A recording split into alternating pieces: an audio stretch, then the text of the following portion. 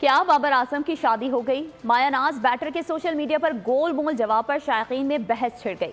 X पर बाबर आजम के space के दौरान रिजवान भी शामिल हो गए।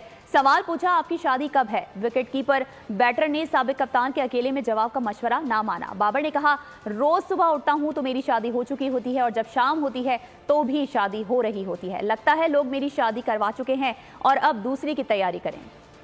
दिनों से ना मैं सुबह उठ रहा हूँ तो मेरी शादी हो रही है और मुबारकबाद होती है। शाम में मैं वापस आता हूँ तो मेरी शादी हो रही है, मुबारकबाद हो रही है। तो लोगों को मेरे ख्याल से मेरी शादी जो है ना वो कर चुके हैं, तो अब वो कह रहे हैं दूसरी की तैयारी करें।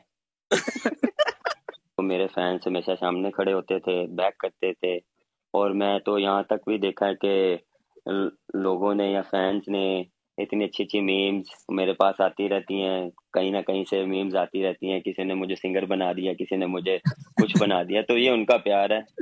थैंक यू सो मच आप सबका जो आपने मुझे इतना प्यार दिया है। मेरे ख्याल से हॉस्पिटल तो वो मेरे ख्याल से ज्यादा अच्छा है कि वो जाके डॉक्टर्स को चेक कराएं। सब्सक्राइब करें और बेल दबाएं ताकि कोई खबर रह न जाए।